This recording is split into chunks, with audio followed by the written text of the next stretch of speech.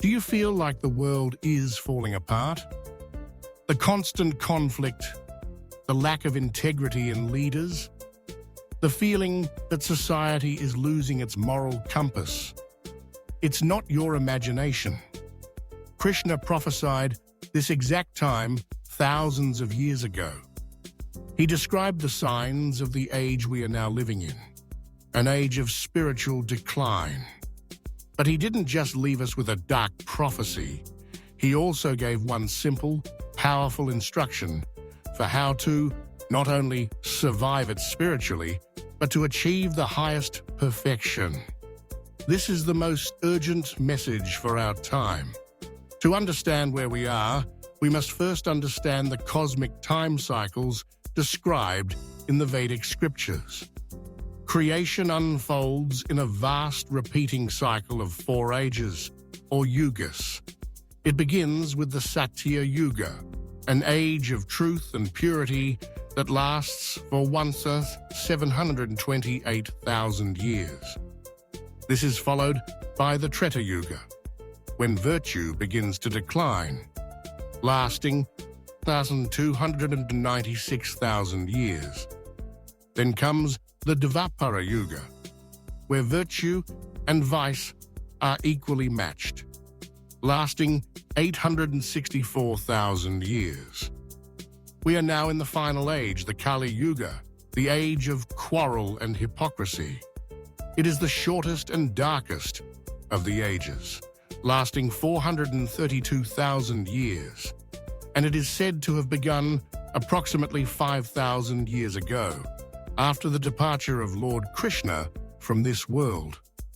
This is not just a mythological story.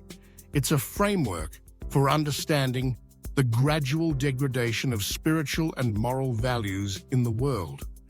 The atmosphere of this age is one of pervasive anxiety.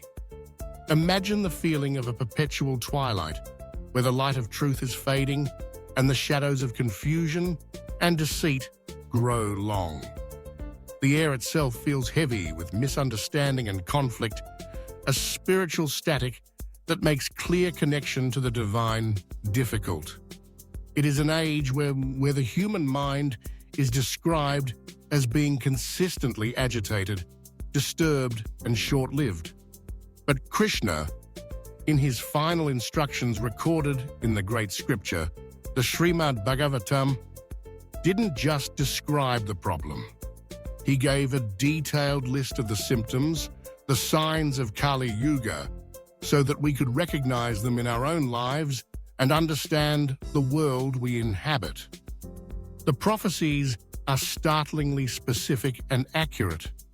It is foretold that in this age, wealth alone will be considered the sign of a good birth, proper behavior, and fine qualities. Law and justice will be applied only on the basis of one's power and influence. Men and women will live together merely because of superficial attraction, and business success will depend on deceit. A person's spiritual position will be ascertained merely by external symbols, and one will change their spiritual path simply for a better reputation. A person will be declared a great scholar if they are clever at juggling words. Look at our world. The obsession with celebrity and fortune, the corruption in legal systems, the disposable nature of modern relationships, the prevalence of fake news and manipulative marketing. These are not new problems. They are the prophesied symptoms of a world deep into the Kali Yuga. The scriptures also predict severe environmental signs. The world will be afflicted by droughts and famine. People will suffer from cold, wind, heat, rain, and snow. They will be further tormented by quarrels, hunger, thirst, disease, and severe anxiety. The feeling is one of being under constant pressure, squeezed between economic hardship, political instability, and a sense of impending environmental crisis. The very earth seems to cry out under the burden of this age's consciousness. But what is the purpose of this darkness? Why would a divine plan include such a difficult age? The Kali Yuga is a test, but it is also a unique opportunity. It is said that the spiritual results one could obtain by meditating for 10,000 years in the Satya Yuga can be achieved in a fraction of the time in this age. The spiritual friction is greater, but so is the potential for rapid advancement. It is like trying to start a fire. In this age, the wood is damp, but the matches are incredibly potent. So, what is the match? What is the single powerful instruction Krishna gave for salvation in this difficult time? The method is not complex meditation, which is difficult for an agitated mind. It is not the performance of expensive, elaborate sacrifices, which are impossible in an age of poverty. It is something so simple, so accessible that anyone, anywhere, in any condition of life can practice it. The recommended process for this age is the chanting of the holy names of the Lord. The most recommended mantra for this age is the Hare Krishna Maha Mantra. Hare Krishna, Hare Krishna, Krishna, Krishna, Hare Hare, Hare Rama, Hare Rama, Rama Rama, Hare Hare. This chanting is described as the Yuga Dharma, the prescribed spiritual duty for this specific age. It is a direct and powerful method of connecting with the divine in a time when other paths are blocked. The sound of these divine names is not material. It is a spiritual vibration that descends directly from the transcendental world. When you chant, you are not just making noise. You are invoking the presence of the divine. Imagine your consciousness is like a dusty mirror. The anxieties, conflicts, and hypocrisy of the Kali Yuga are the layers of dust that cover it, preventing you from seeing your true self. The chanting of the holy names is the process of cleansing that mirror. Each repetition of the mantra is a gentle wipe, gradually removing the layers of contamination and allowing the true, brilliant nature of the soul to shine forth.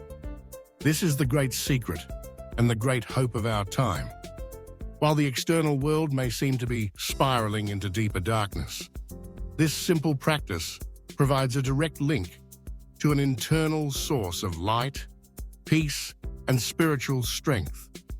It is the shelter in the storm. Krishna's final message is not one of doom, but one of immense compassion.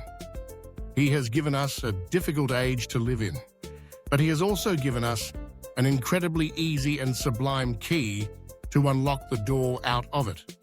We don't have to change the entire world, but we can change the vibration of our own consciousness.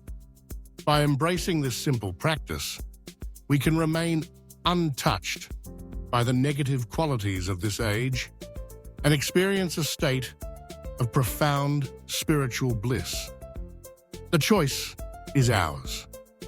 We can be consumed by the anxiety and quarrel of the Kali Yuga, or we can take up the simple process that was tailor-made to save us from it. The world is indeed falling apart, just as predicted, but within that prophecy was a promise of a lifeboat. The chanting of the holy names is that lifeboat. If you feel the urgency of our times and want to learn more about the one solution offered by the ancient scriptures, subscribe to our channel. The end of the age is near, but so is the beginning of your liberation.